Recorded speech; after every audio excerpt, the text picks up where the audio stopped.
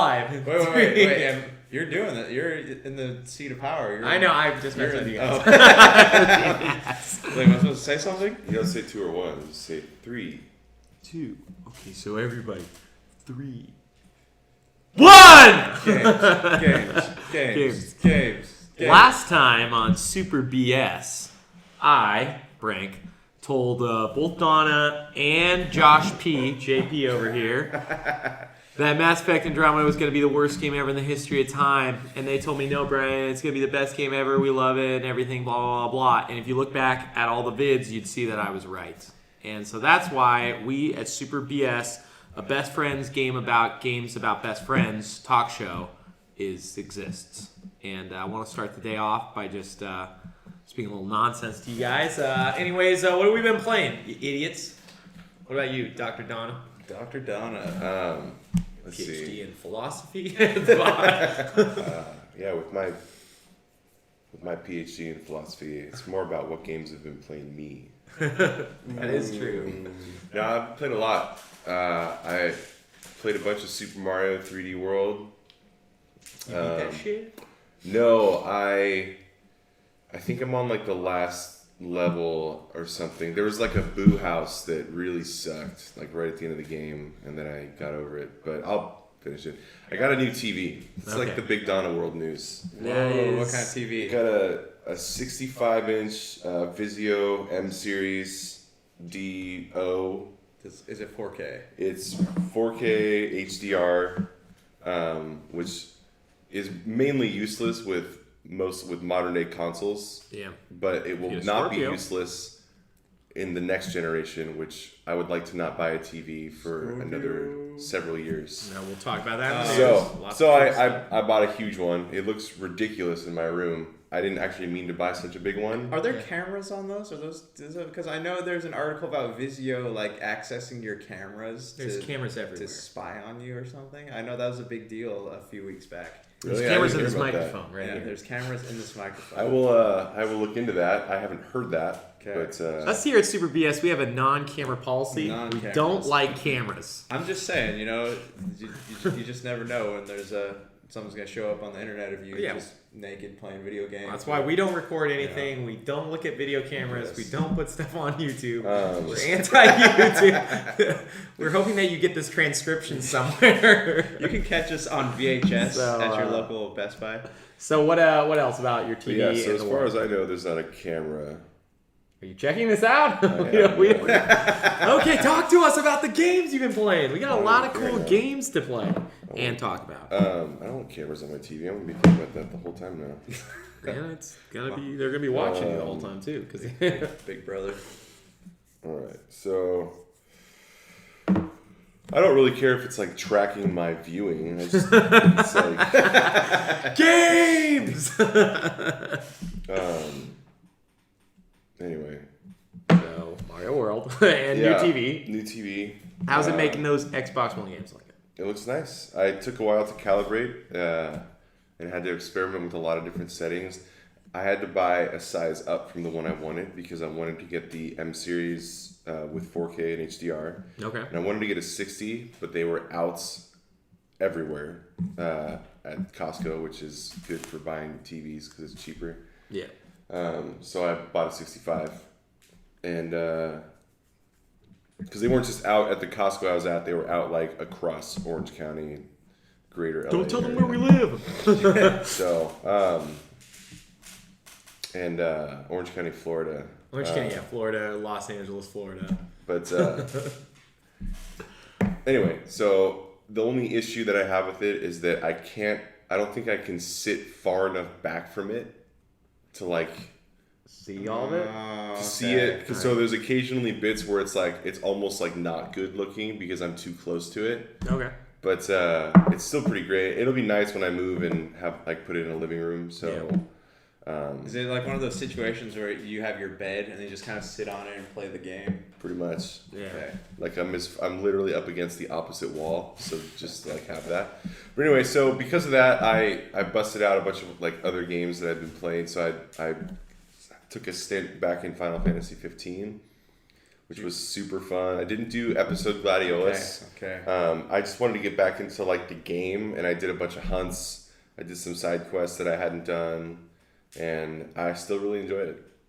For all of its flaws, it still is a pain in the ass to get around sometimes. But I'm doing like kind of the rare monster hunts is super fun, where it's like, you know, the epic music and kicks in. There's just weird looking monsters and stuff like that, and I went to do this one, some giant like worm centipede crustacean thing with claws. It was like rainbow colored, but I did it. Cool. I had to do it. I didn't have to do it at night, but by the time I got there, it was at night. Was it part of the weapons quest? No. The legendary weapons quest? No, but I did do the Toneberry Nights, which was part of the weapons quest. Okay. That was another epic one where you had to do that one at night. Those Toneberries that wear the hoods. Yeah. Those things are freaking impossible. Yeah. It was super fun. Like, I felt really good when I beat that one. But yeah, so I played that. I played a little bit of Fallout 4. I played some Dragon Age as well. I've kind of started the final round of questing. I'm just doing lots of like, I have to like constantly check online to make sure I didn't miss trigger things or that there wasn't a bug because I'm trying to get Liliana to be my divine. So I keep hearing that there's issues with her campaign triggering. Okay. So like where it won't. So I already had Cassandra's trigger, and I said, don't do it because you would be terrible divine, even though she's my girlfriend in the game. And so she doesn't, she broke up with you. I can't stand Vivian, so I haven't even talked to her about it, but I'll tell her the same thing. I actually really like that character, Vivian. I like her because I hate her.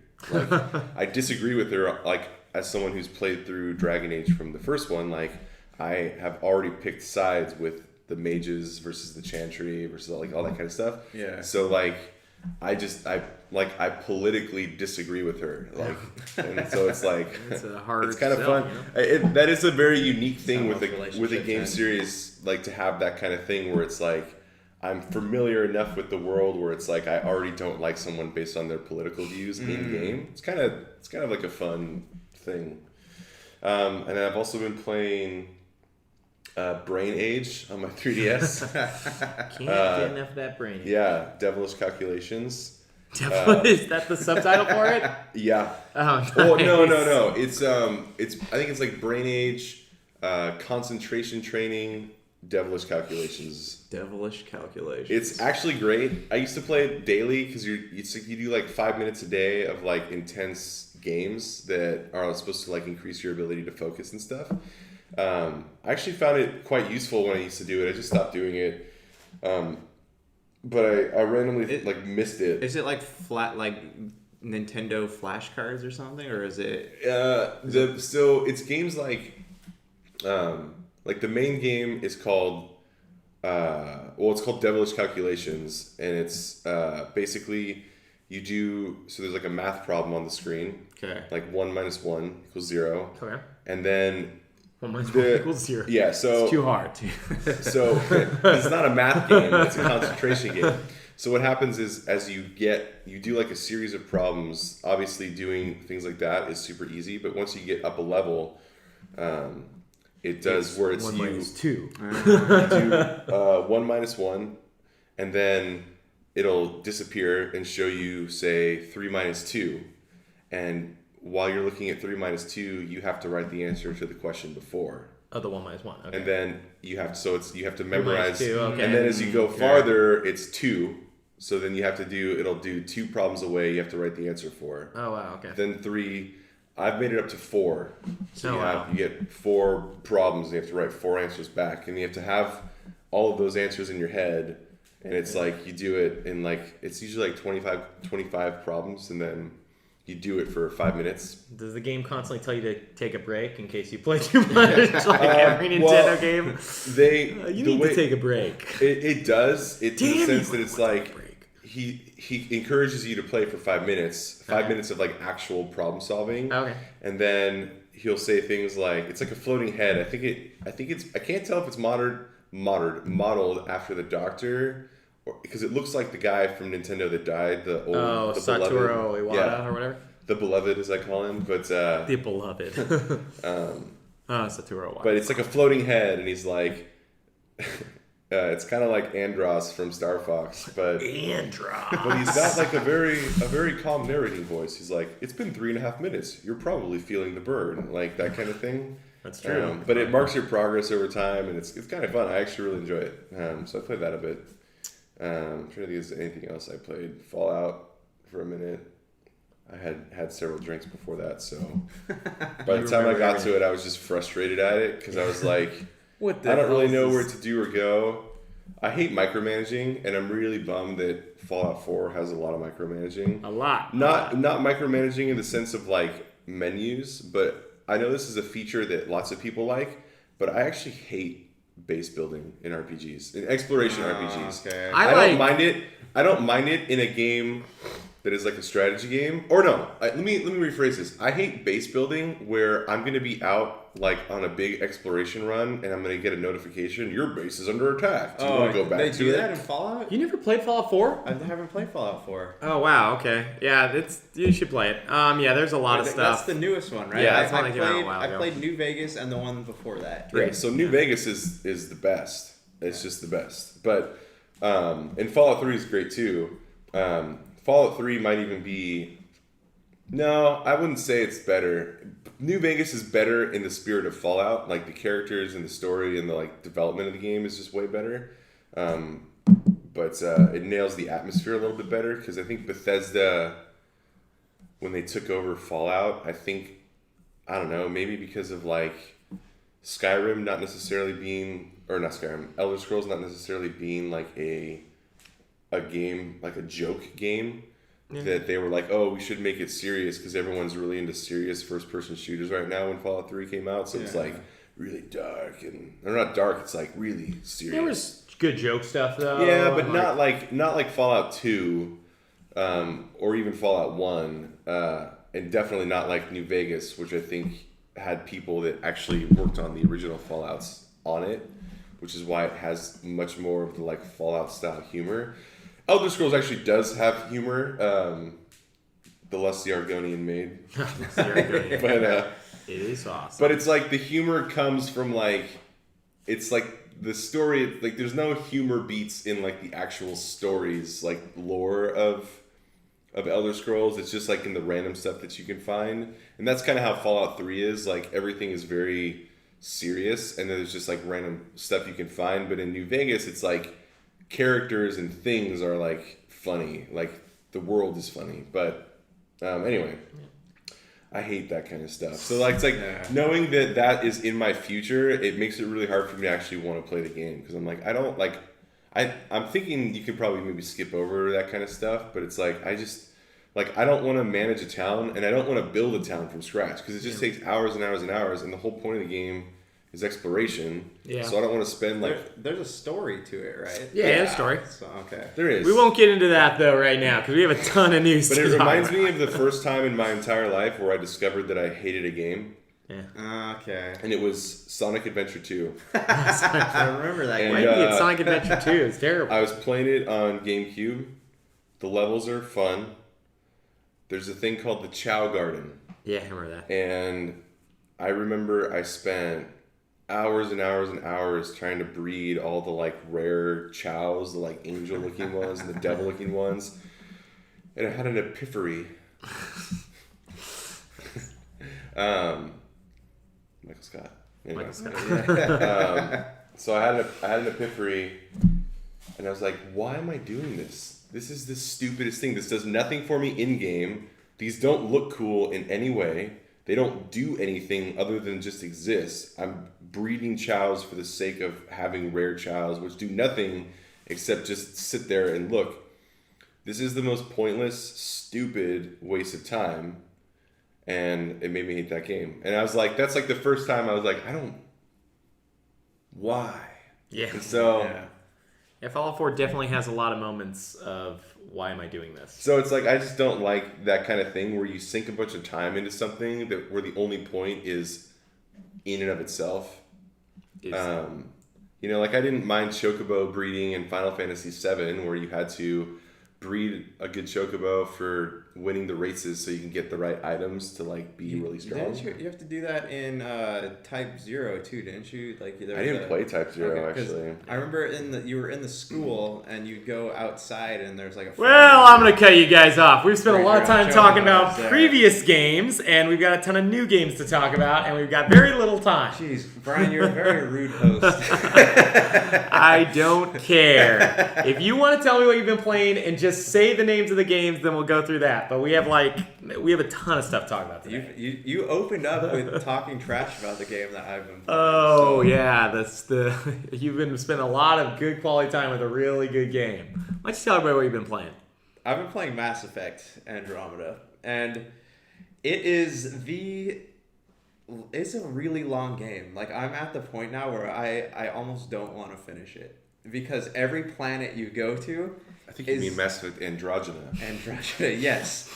Every planet you go to is like a game in itself. It takes hours to explore, and there are so many side quests that really just don't do anything for you. They give you experience points, but you're sitting there, like Fallout, why am I doing this?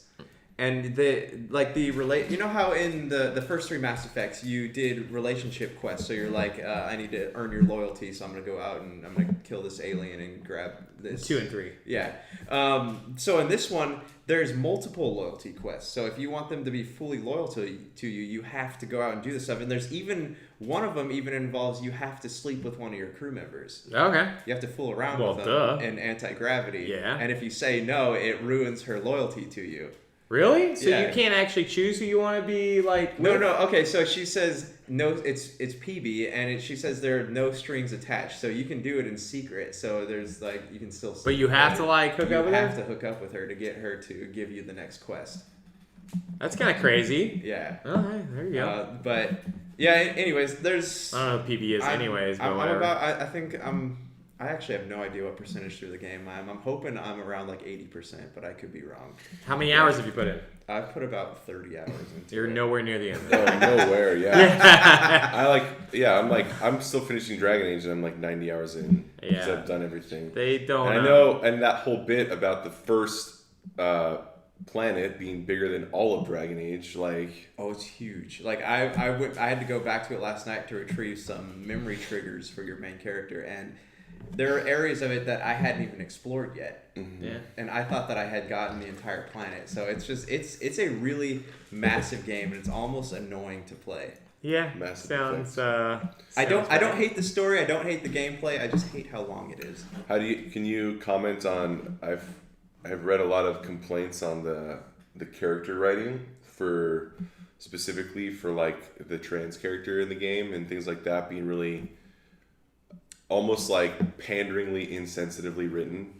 It feels really forced. I was reading those articles, and it is really forced. They pretty much just say, "Hey, I used to be a boy." Okay. When I read that, I thought that was a joke. No, it pretty much that was a summary. Was that a joke That's for the character? How it goes. Yeah. Hey, I used to be a boy. And a lot of it, a lot of the quests too, you run into people, and they're they try to slowly hint at man on man relate the what do you call not the Geth anyways The Kunari or what's the Kusari?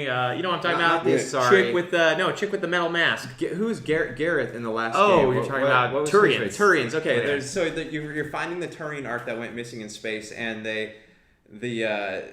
it's a big secret. The guy's ashamed of the fact that the old Pathfinder that, spoiler alert, dies, and you go searching for him, was this guy's husband. And so they're very slow about how they. Wait, you just spoiled the dad of the game sorry. with a Turian dude? No. Oh, okay.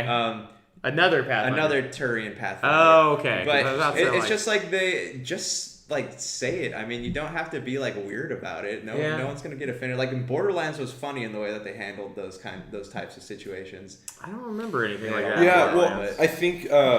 But we gotta not talk about Borderlands. But I think that BioWare. I think they just don't have good writers anymore. I get their attempts to normalize different things, which is fine. I think that there should be like equal representation in game writing.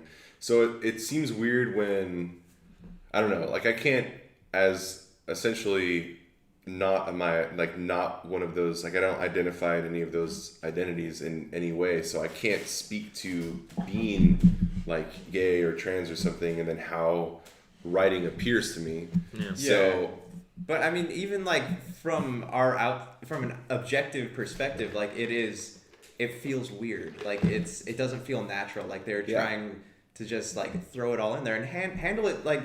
Why can't they just treat it like it's like normalcy, like a normal character, you know? It's supposed to take place like especially the bit with the like I used to be a man or I used to be a boy or whatever. Yeah. Like I've never, with any like trans person that I've met or talked to in my life, like I've never experienced anything like that. Yeah. Nor have I felt like it was comfortable, appropriate, necessary in any way to like talk about that. They don't just even like, want to talk about it. They just want you to treat them a person. Like a person. Yeah. So have you been playing anything else? No, that's it. That's all I've had time to play. Well, I'm going to run down what I've been playing. It'll be real quick because I want to get about. We have so much cool stuff that's happened in the past 3 weeks. There's like nothing, but there is tons of stuff. Anyways, I've been playing ukulele. I kickstarted that. It was pretty cool. It's got some issues with camera and frame rate. I don't know if I'd suggest paying $40 for it. At like 20, it's probably pretty good. It's a better Switch game whenever that comes out. I've also been playing Persona 5. A lot of fun. Good things. Very big game. I haven't had too much time really to get too deep into it. But someone said they played through and they logged in at 120 hours. That sounds about right. We have a buddy of ours, Danny, who's been playing it for about 120 hours as well. Jeez. And then yeah.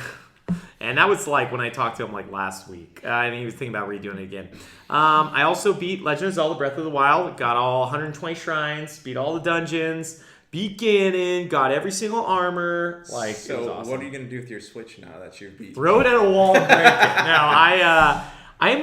I am so eager to get something new on it. Like I almost bought Mr. Shifty today, which is a Hotline Miami ripoff game that is reviewing very poorly, but I just want to play something on it. Everybody's talking about it, though. Mr. Shifty? Yeah, it's because it's on Switch today. Okay. There's nothing on, like, okay, so Switch normally releases 2 to 3 games a week. Most of those are indie games. Yeah. So this week we got Mr. Shifty, Jackbox Party Pack or whatever, and like a Neo Geo game.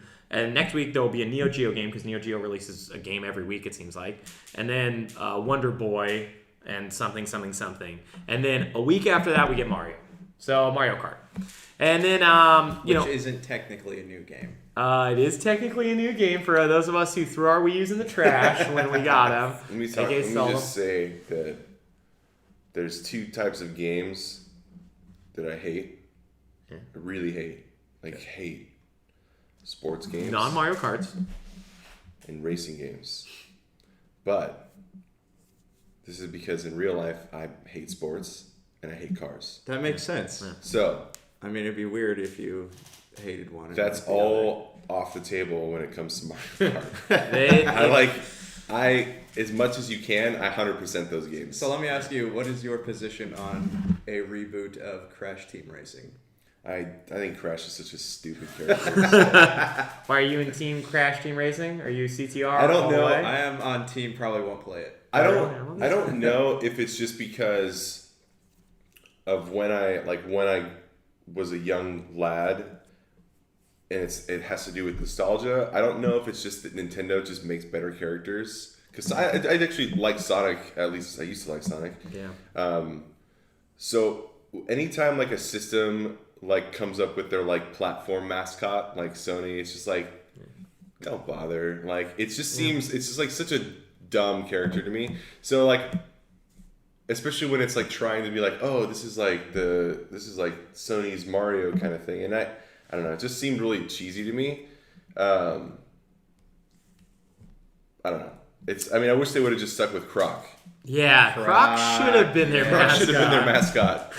How come Croc Team Racing? I would play Croc Team Racing. No, I don't know what it is. I think it might be just the fact that the Mushroom Kingdom is such a drug trip because. Yeah.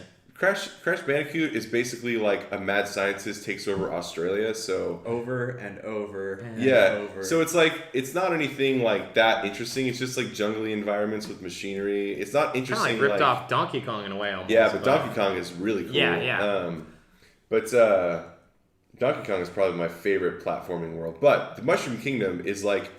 It's like a drug trip, I think. I actually haven't done any trip drugs, but in my life. It's all about tripping on them. But so it's like just kind of something about it is so like magical and weird. So I don't mind racing through it.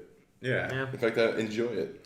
Yeah, it's. I'm really excited for Mario Kart. But anyways, with that, we should take a break and come back because there's a lot of cool Mario Kart-esque news to talk about. Cool. Badoosh. Hey everyone, if you're in the Southern California area and are looking for the best way to improve your home, look no further than adding some always green synthetic grass today. Whether it's creating that awesome backyard that's kid and pet friendly, or that putting green to work on your golf game, Always Green provides installation and landscaping with only American-made products such as their famous synthetic turf with advanced drainage technology and backed by a 15-year warranty that will have your yard looking great for a very long time.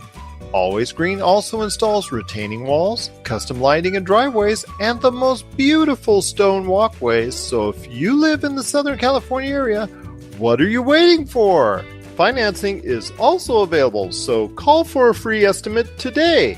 714-614-7814. That's 714-614-7814. Or stop by their store at 16772 Wanda Circle in Huntington Beach and get your home looking great with Always Green synthetic turf and putting greens.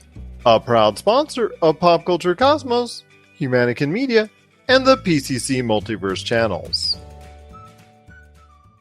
And we are back! That was very anticlimactic. I mean, that's going to be one of those things where people are going to be like, okay, I think I'm done watching this. Yeah, well, that's... Everybody's so excited. They're so hyped to get back on this Nintendo Switch train, man. We're going to talk about the Nintendo Direct. We're going to talk about the Nintendo Scorpio. We're going to talk about the Nintendo Persona 5. Scorpio. We're going to talk about Nintendo owning Microsoft and Sony and all the companies. It's Nintendo month. Okay. Nintendo month. Anyways, Nintendo had a Direct yesterday when you're watching this, because this, Josh, will have this up by today, this afternoon. Sure. While you're watching this, and it was really, really, really, really stupid. I don't know if you guys got a chance to watch it. I didn't. I didn't even see like the normal stream of articles like announcing news. I didn't even realize there was a direct. Like, I knew there was. I heard about it, but then on the day of, normally I see like a stream of. I'm gonna be honest. I mostly read Kotaku. While there's a lot of writers on there that I don't like, there are a lot of writers that I really do like. At least they have a lot of writers, though. I just update hate a lot. You go on IGN and Polygon, it's the same like 2 or 3 people. Yeah, the same 2 or 3 people that are paid deeply by Sony to to make sure that everyone on Reddit and 4chan like. I was gonna say something very explicit, so I'm not gonna go there. But I know where you're going. But yeah, so you were talking about so you just didn't say make sure everyone on Reddit and 4chan services Sony. Yeah. With their words. We got all the Reddit fans here. We got all the 4chan fans here. This is a 4chan Reddit. All of our viewers. All 5 of those people were only Reddit and 4chan commenters. And well, no, you know what? Actually, I don't really. I use this as a joke because I'm not really part of any Reddit or 4chan communities, but IGN's comment board I read sometimes. Yeah, they have the best comments though ever in the history of all video game comments. They're like worse than YouTube sometimes. They have so many trolls on there though. I think that's the only people on their comment board is just trolls. It's trolls and people creating multiple troll accounts to troll themselves probably. So some guy will troll and then he'll respond to his own trolling comment. Anyways, the reason why you didn't read any news about it and the reason why it wasn't super spectacular is half of their presentation and most of the cool stuff that was announced for 3DS. So exactly what I mentioned when the Switch came out. I was saying, stop putting games out on 3DS. Put games out on Switch. Well, they're not doing that.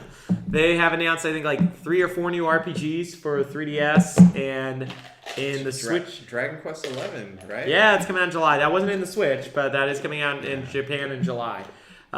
They did have a Switch section. It spent most of its time talking about ARMS, a game I don't know about you guys, but I don't care about at all. Like, I kind of wished it didn't exist. I wish whatever that team was working on would stop that and make something else. Let me stop you for a second and say that there's 2 types of games that I hate. I hate sports games and I hate racing games. Dragon Quest, I love though.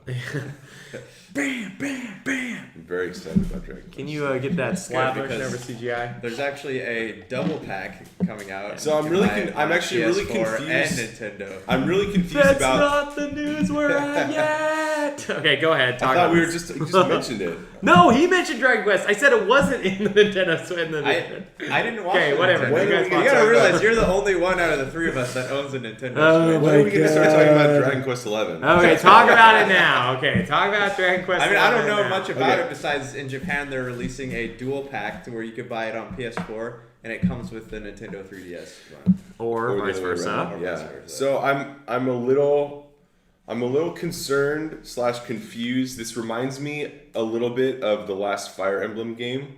Oh, Where- Fire Emblem Fates. Yeah, where it was very confusing and there was no point to it. I literally stayed away from that game because it wasn't confusing in the sense of like They're just selling lots of copies, and why do I need to? it wasn't confusing in the sense of like Kingdom Hearts or something, Yeah. but that's not really confusing either. It's just dumb. Well, But, it tries to confuse you. yeah. Or they don't try to confuse you, but you end up confused. You did actually mention Well, that you've it's been playing great. that, but- Kingdom Hearts does its own marketing because it's like you have all of the like super hardcore fanboys that are like it's not confusing. It's really easy if you just pay attention. Just this and this about Sora. This and this about Ansem. This and this about Xenohort. Like that kind of thing. And then people are like it's so dumb because it's so like convoluted. It's like it is convoluted. It's not confusing. It's just dumb. Yeah. So things don't just because something is complicated in nature doesn't make it good. Like, Yeah. oh my gosh, there's so much. But anyway, that's a different topic. I mean, Dragon like Quest. every Chris Nolan movie. Yeah. So I just know from great movies. Okay, anyways, go on. yeah, if this is I disagree. We're not going to talk about movies. We're talking about Dragon Quest 11 now. Okay. so I'm a little concerned because I don't know why there's 3 versions of the game. I know why, but No, so Money. well, but, no, but I mean, no, because Dragon Quest has like moonlighted on Sony systems, but it's really a Nintendo franchise, in my opinion. Like every game is on a Nintendo system. yeah, I 2 mean, games are on a PlayStation. yeah, Dragon Quest. I'm talking 7, about main entries, by the way. I'm not talking about spin-offs, but because Dragon Quest 1 through 6 are Nintendo games.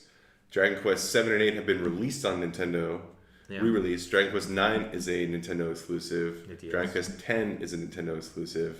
So, Those weren't on PlayStation? no. Just Dragon Quest 7 and 8. which they were like the biggest. Well, 7 wasn't, but 8 was probably the biggest one. That's why everybody remembers it. Well, it's the biggest one in the West, but Dragon Quest has been insanely famous in Japan for its entire existence, is my understanding. But, so I'm concerned in the sense of why.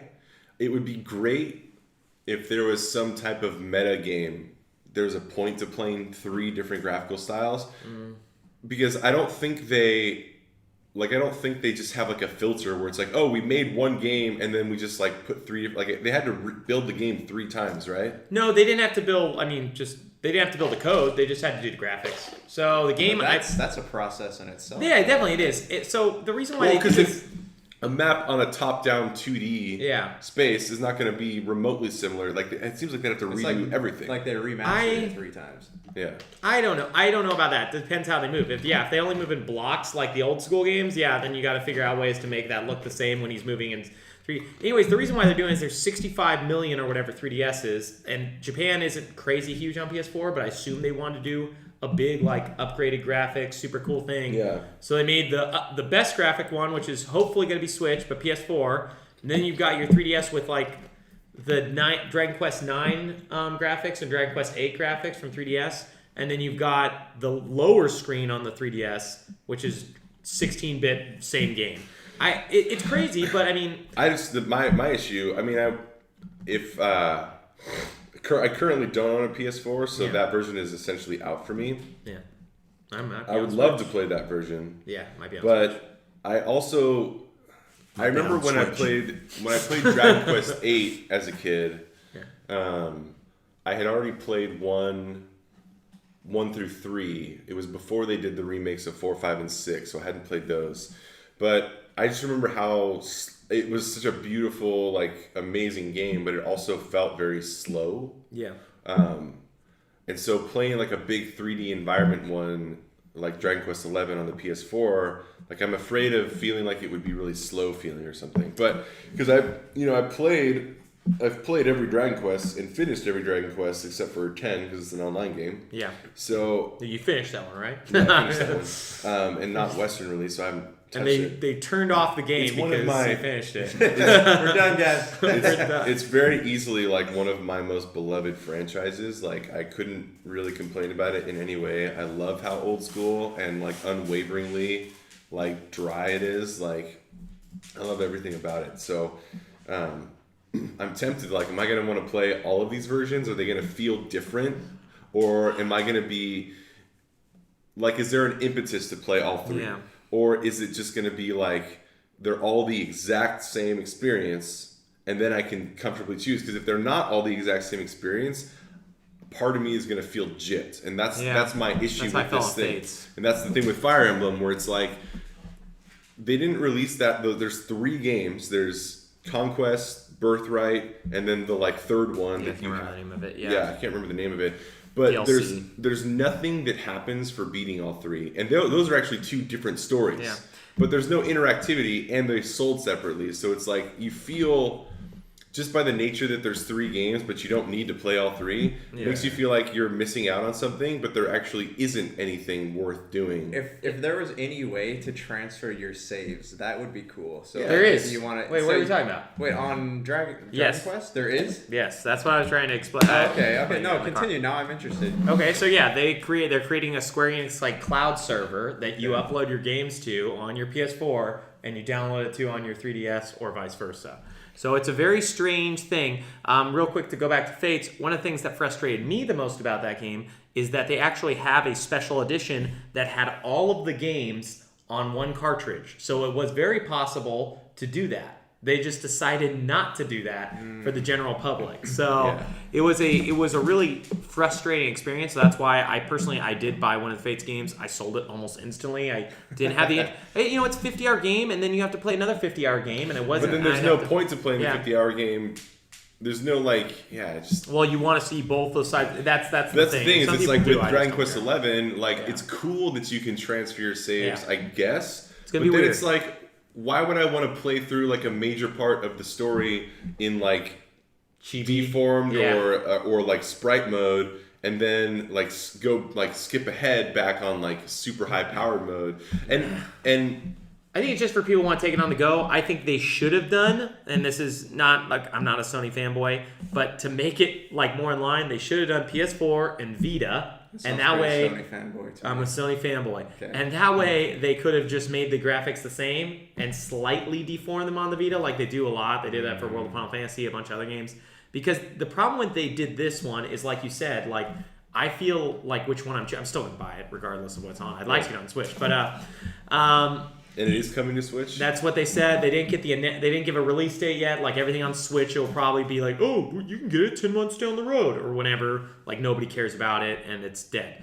But like they put it on 3DS, and 3DS is cool. I want to see that version, but I also want to see the other version. But I don't want to. I'm not gonna juggle both of these or play the game through twice to see both versions. You know, I with Dragon Quest would be an exception where I would consider playing through the game twice, because I really love the franchise that much. Well, you guys should watch the trailer then, because the graphics are so different that it looks like it might be worth trying twice if you have patience. Yeah, the only thing that annoys me with the 3DS version is that it looks like both styles appear at the same time. Yeah, they do. So you have to look at the same thing. Yeah, why can't I just like choose one? I don't know. I don't know what his idea was. I get what they were doing. I get that it was like oh man, let's try this thing. It's gonna be really cool. What they should have done, and what they should do for everything, is cancel the 3DS version, release it on the Switch, and everybody's in agreement right now, and burn the 3DS and put the games on the Switch. Some of my best gaming memories of my entire life are playing Dragon Quest games on handhelds. I know. I mean, the Switch is a handheld. So yeah, that's true. But playing 1, 2, and 3 on Game Boy Color. Yeah, that was great. Playing that 1 and 2 were together, and then 3 was a separate cartridge. That was good. I still think about the time of my life that I played Dragon Quest 3 on Game Boy Color. I think I was 14 when that came out or something. Cool. I think we were 10, man. I think we were a lot younger when it came out. As I played it in high school. Maybe I just played it late. Yeah, I think you played it late, because I think, if I remember correctly, that came out about the same time as Ocarina of Time. Oh, maybe, yeah. Yeah, so. But I played 1 and 2 much younger. And then playing 4, 5, and 6 on DS.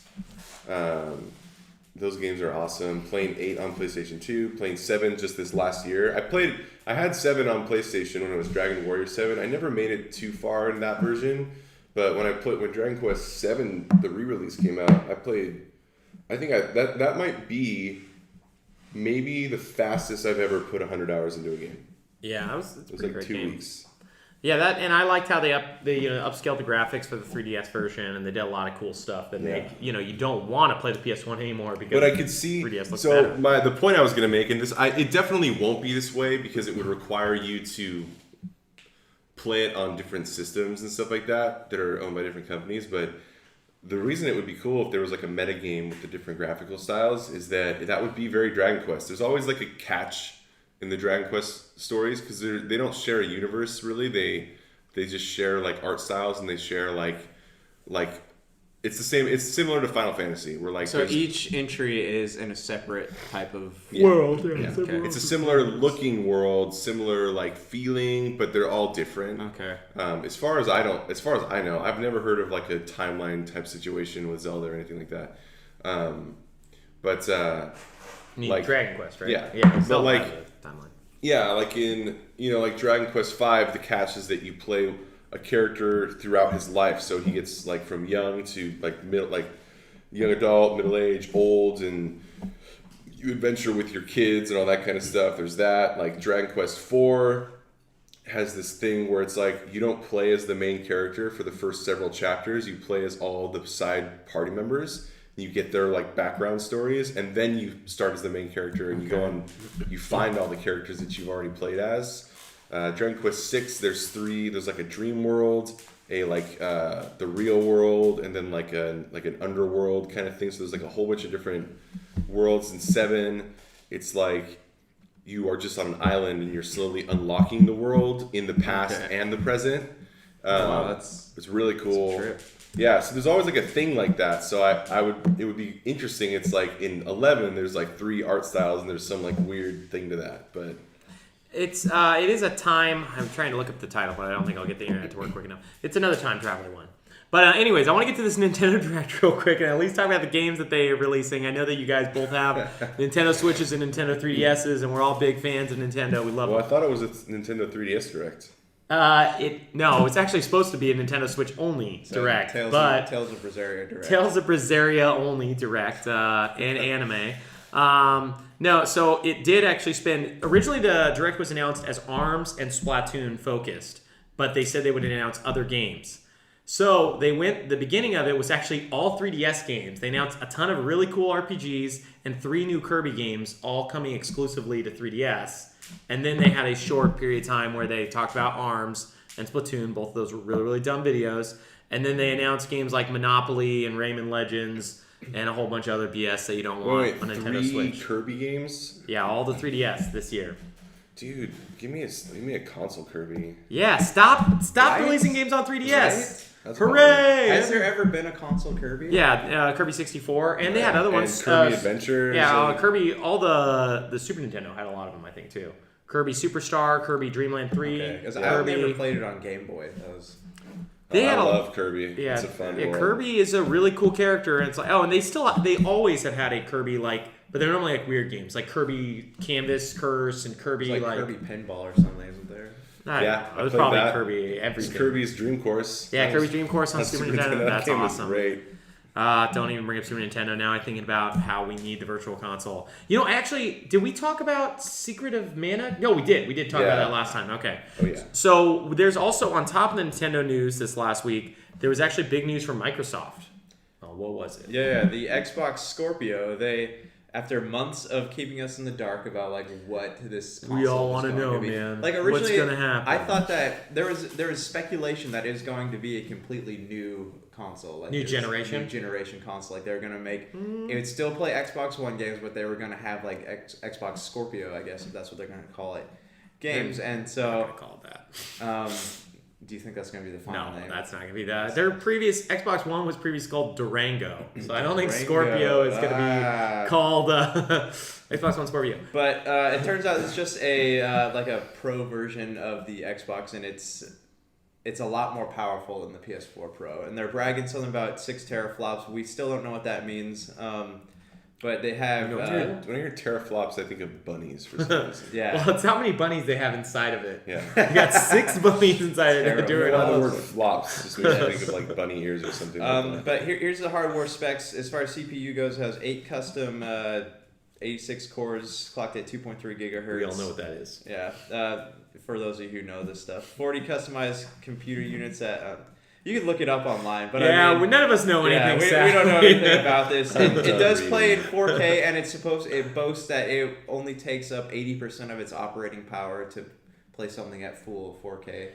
The cool thing that I read is that not only will it play games at 4K, which I don't care about. I know I'm 4K TV. I know you do, so that's kind of a cool thing for you. But it's actually supposed to boost every game that's ever been released for not only Xbox One, but Xbox 360 as well. So, and if you have old TVs, it's supposed to maximize the potential. So a good example would be like when Xbox One came out, there was Assassin's Creed Unity, and it came out at 900p or something like that on Xbox One and 1080 on PS4. Yeah. It's supposed to just bridge the gap. All the times that they had to make concessions for Xbox One where it's like, oh, this is 900p 30 and it's going to be 1080p 60 here. It's now going to be 1080p 60. They're going to open, from what I understand, they're just saying, hey, let's do it. But the unfortunate thing is that it's still going to be Assassin's Creed Unity. Yeah. This is true. Too many towers. You can get that on sale for $15 right now. You can up the res, but you can't. Not even on sale though. You can go to Target, you can get like all the current generation Assassin's Creed games for like $10, $15. Ubisoft can pay me to get those, and then I'll play them. Assassin's Creed Unity's pretty cool, guys. There's faces that don't go onto character models. There's weird skeleton beans. I don't know if you guys saw the videos of that, but yes. Yeah. you know what they should do instead is take a break from Assassin's Creed, which is run its course, and go back to Prince of Persia. That'd be a lot of people have been talking about that. I would like them just to finish Assassin's Creed though. I don't want them just to stop. Is there some type of story? I want them to say like, hey, this is how Desmond died. The producer, the developers have said there's an end in sight, and then other people said there's not. But I just want them to end. Yeah. They had the end in sight on Assassin's Creed 3. They stopped Desmond's story. Give me a game called Assassin's Creed: The End, and then I will play it, and then I'll feel like I have. See, but it probably won't be, because it'll be like, oh, you thought it was this like ancient, like meta spiritual crisis between Templars and stuff, but no, it's actually aliens, and then now it's like this, and like. Did you just guess that? Have you ever played them? I know. Yeah, I know what they're all played about. 2, and I played 1 and 2. Okay. I thought 1 was amazing, I and loved then 2. I thought 2 was a great game. I didn't like the developments, or I started to sort of enjoy the developments, and then I thought, this sounds like they're gonna try and like make too much out of this. Yeah. Because I liked it when it felt almost like. I mean, it's not like they had 2 sequels to it. Yeah, no, I liked. They didn't have enough sequels. There is just something so mysterious about Assassin's Creed 1, and it seemed like it was gonna have this sort of like, kind of more like Da Vinci Code, maybe like weird like maybe like based in some type of like. Like Jewish or Christian mysticism, like some weird, maybe Kabbalah or something like that. Kind of like that game El Shaddai, Ascension of the Metatron. That was cool looking. Like, I like that kind of stuff, where it just kind of deals with like weird, like myths and legends and like weird mystic things. But then it was like, it started getting, and then so they kind of hinted at the Templars, like the secrets they've been hiding or whatever. Like it just was kind of interesting. And then it's just like, oh, they're gonna overcomplicate this. They're gonna make this bad. It's like that was the thing. I was really intrigued by Assassin's Creed 2 at first, and then I thought, oh, this is getting really dumb. But the game itself was great. Like I loved Assassin's Creed 2, like doing everything. Yeah, I also think that it's like the game that started the trend of the problem with all games now. Super giant side open quests. world. Here's your like collection map. Like. Yeah. I liked the Desmond story. Once not that his Yeah, story and was cool. I like to see. I was expecting, and what I thought too. Is a move to the future. Yeah, That's exactly what I was trying to and get that was at. my other gripe was that besides it being overcomplicated, Desmond. I was like, okay, like this is cool. Like ancient Israel was cool. Ancient Italy was fine, or not. Renaissance Italy was fine.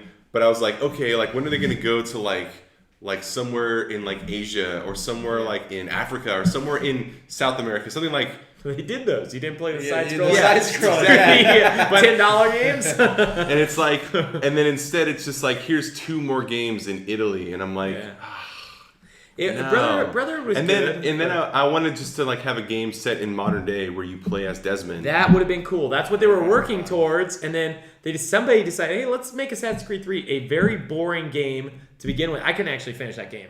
I couldn't finish that game. And I like Civil War. Revolutionary War is really interesting. I have weird feelings about that one because Did you beat it? I beat it. Oh, I couldn't get I liked the character. I didn't like the story. If they would have given me that character and like made the story more exciting, I think it would have been better. I'm just so disappointed. And now I feel like they're supposed to go back to ancient Egypt is what supposedly the rumor is. So they're moving further away from the idea where it's like, hey, end in sight, go to the future, go to the future. Not that I want like a futuristic game, but it could be cool if the whole idea is you build, and then finally now you're this assassin in modern day. That's what I thought the original plan was, to climb the timelines until you eventually get to modern times. Yeah, that's what I thought too.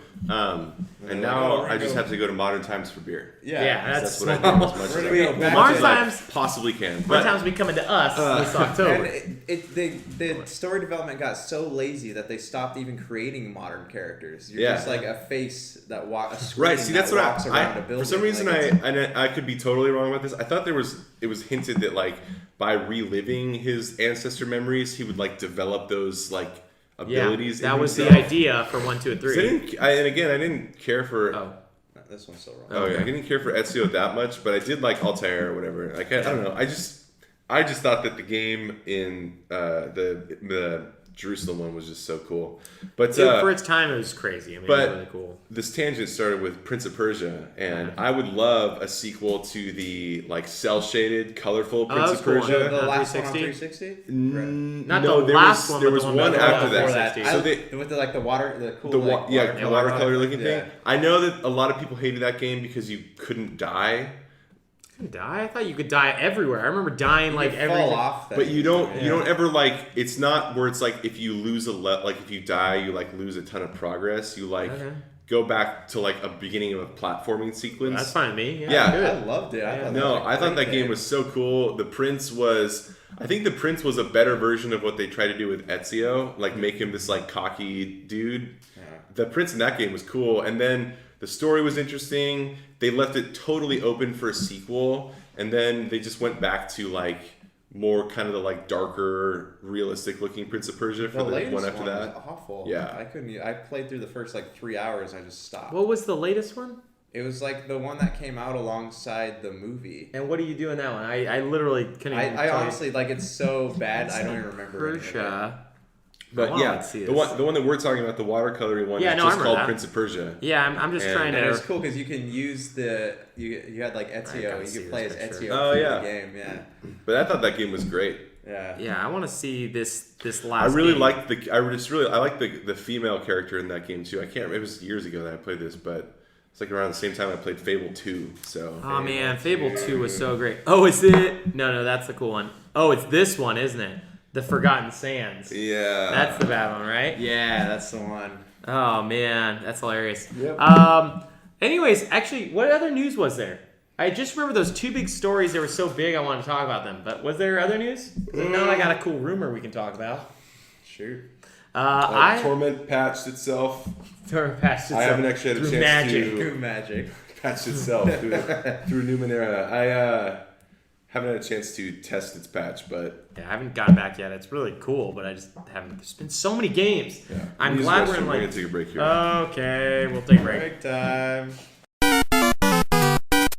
If you're tired of sifting through flea markets for rare and unique games, we can help. Retro City Games in Henderson, Nevada, only 5 minutes from the Las Vegas Strip, has all your favorite gaming staples, classics, and a wide selection of rare games with new stuff always appearing on our shelves. Come in and chat with Nicole or Doug about your love of games and watch as they help you complete your collection or find your childhood favorite. And don't forget, Retro City Games loves trade-ins. So if you have any Nintendo, Super Nintendo, Sega, Xbox, PlayStation, or even PC games, come in and visit Retro City Games today. Welcome to the new metropolis of gaming, Retro City Games. Hey, Doodlies, we're all back. We're switching cameras too, so switching that tight video quality on you. Yeah. Sorry, Sorry, my Hey. card filled up. Well, anyways, while we were gone that break, we found some really cool, interesting stories. You want to take it for us, Dr. Donna? Yeah. Want to talk about the Microsoft? Yeah, Microsoft was beta testing digital refunds this week. We didn't talk about that. Yeah, that could be really cool. Which is I think it's the latest in a series of attempts to reinstate all of their really good ideas that everyone hated at first, Yeah. but now realizes were great ideas. Yeah. Back from the Xbox One always online days, Okay. Yeah. which really upset a lot of people, Yeah. and made it possible for Sony to do nothing and win. So just Well, saying, they had that video of them handing a cartridge or a Guys, case to someone else. we're not doing this. But now everyone is like realizing, because of how like online everything is and how like cluttery owning physical everything is and all this kind of, there's just a million different reasons why it's like, hey, like this is actually a good idea. And so now they're finally able to start like bringing back some of those ideas. We'll see how it works. I mean, Oh, you want to explain the system though real quick, Dylan? you should. Okay, just real quick, it's matching with Steam's parity, which is once you buy the game, you have 2 weeks to return it. You can only put 2 hours of time onto it. If you play for more than 2 hours or own the game for more than 2 weeks, you can't return it, which is still a fair amount of time, I think. Yeah, That gives you a chance to try it. You hate it. My guess is that in the future, this will develop further. Yeah. Extended, like they'll give you more hours or something like that. Steam has had it for a year and they've stuck it too. Yeah. I think honestly, if you hate a game within 2 hours of playing it, I mean, the games can change, but for a lot of games, I think it's going to be enough time to be like, But I don't wanna play wonder, this. I wonder how, because 2 hours sounds like a lot, and then it also Right, so doesn't is sound this like a 2 lot. hours from the point that you start it, or 2 hours from the point that you purchase it? 2 hours from the point that you start it. Okay. You have 2 weeks from the point that you purchase it to return it. So 'Cause it's I pretty think much of- like a 2-hour demo. Because I think about games that have like really long introductions Yeah. or don't really give you, like a game that develops over time, and that seems a little ridiculous. Like, especially if you lose track of time.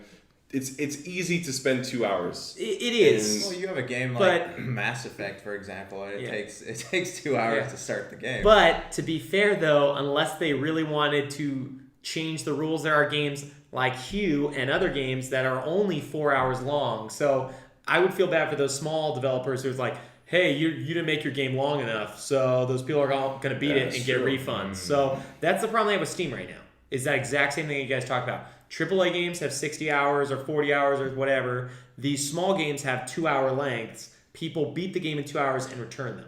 And those people get no money. And that to me is like, they have to stop that it's like too. speed- Yeah, that speed makes sense. running. I would never do that. Like, Yeah, if I bought but- a game that I beat in 2 hours, if I really, really loved it, like, I'm Yeah. going to return it. But people do that. That's the problem, is they have to cut. And I don't know how they do it by. Well, that just comes down to the fact that Yeah. people that don't support the industries and arts that they love Yeah. are idiots, and Yeah. they think that everything should be free.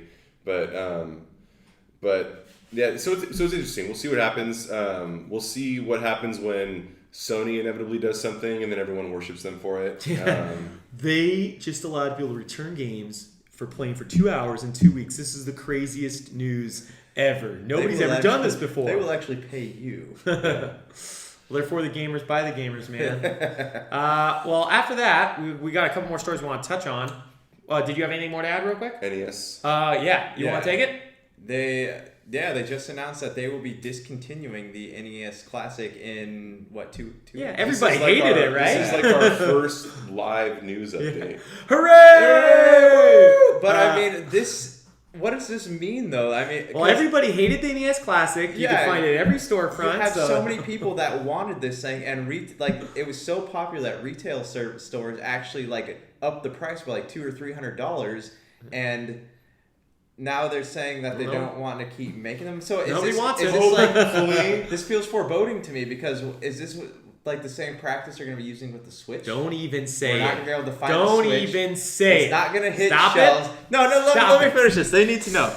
It's not going to hit Don't shelves. listen to him, guys. for He's a liar. months, Hates and a then Switch. When it finally does, it's going to be out in He's stores anti-Switch. for Don't listen to a him. few months, and then they're going to be like, "Oh, sorry guys, we're going to discontinue this Switch." They're never going to do that to you. Nintendo loves you. No, the only thing that Nintendo would do with that would be to upgrade the Switch, so that, because Nintendo has a history of not being kind to early adopters. Yeah. I mean, actually, early 3DS adopters, they got a bunch of free stuff. Yeah, but they still paid $100 more than the people who bought it 4 months late. Has your Switch pad reached the point where you use it as a tech deck half pipe? Oh, no, it does the warping?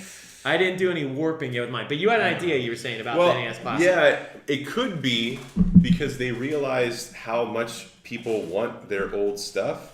Yeah. Maybe it's put some fire under their Nintendo asses for Virtual Console, which they have still done nothing with. Yeah. Because that would be my thought. Let's say they put out, a bunch of NES games on the Virtual Console for the Switch, maybe all of the NES games. That'd be cool. And people were like, well, I don't need to buy a Switch for that now because they released this NES Classic. Okay, so you think there's a strategy behind it? I hope there's a strategy behind it, because I was never going to buy the NES Classic because I have an NES. Yeah.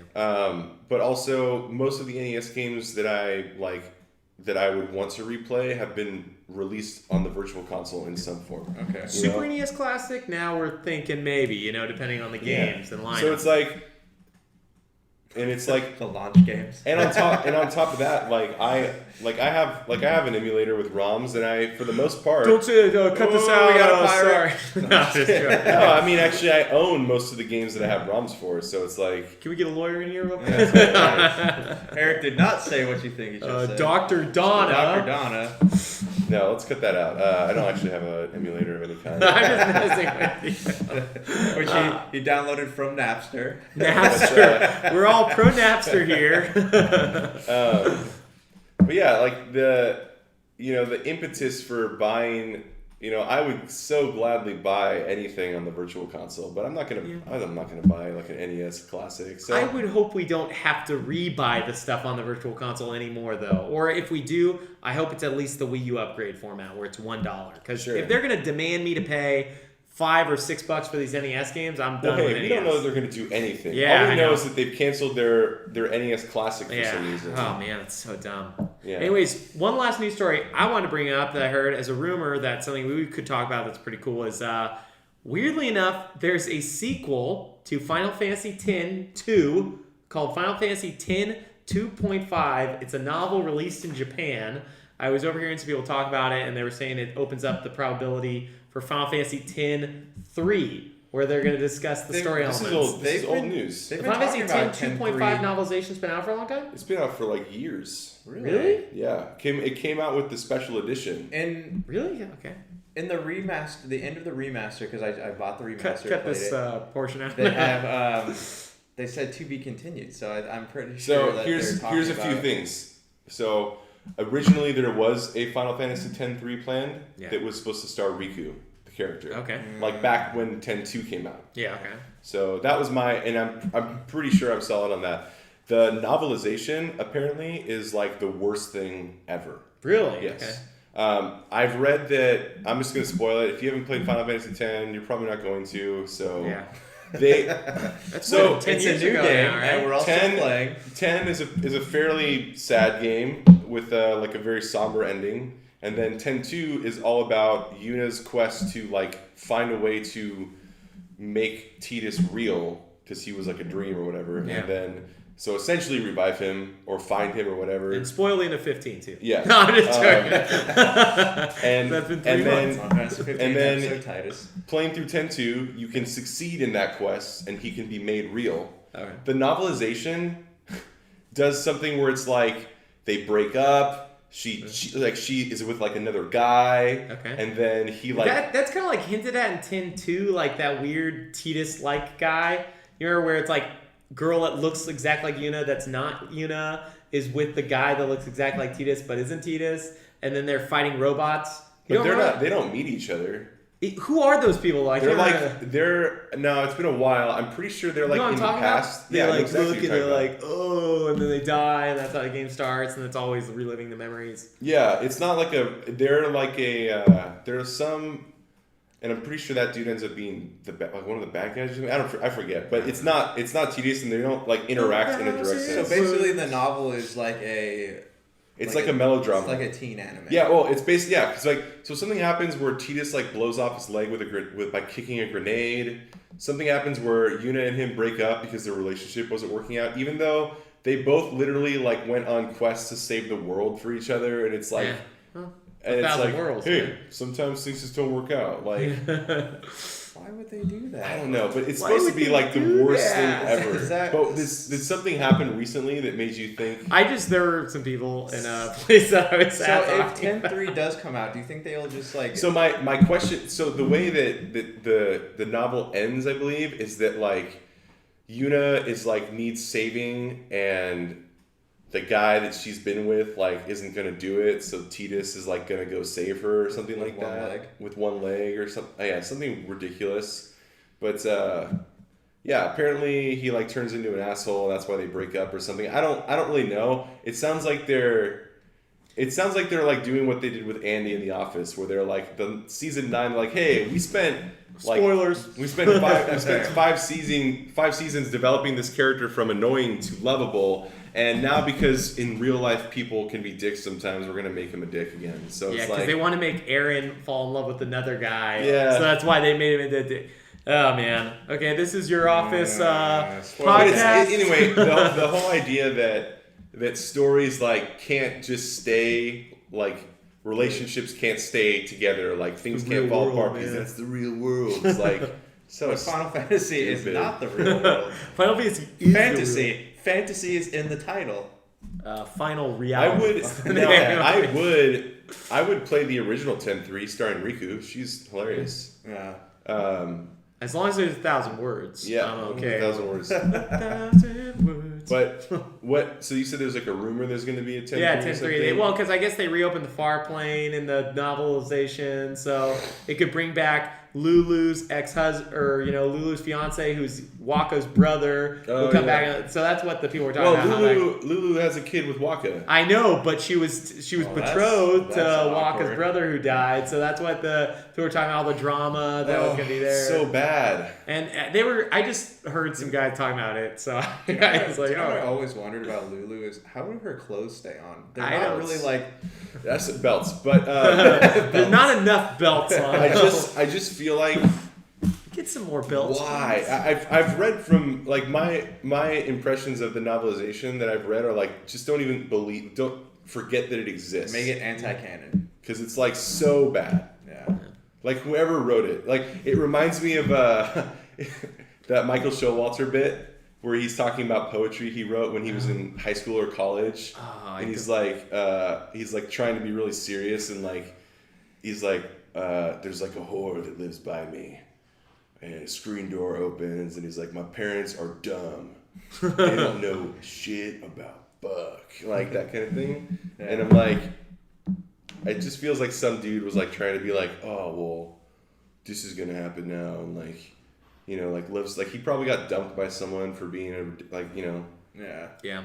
for being part of the alt right, and that's how it always goes. So today on YouTube. So on another episode of Super BS, and then we're gonna talk about that. Okay, peace. Like,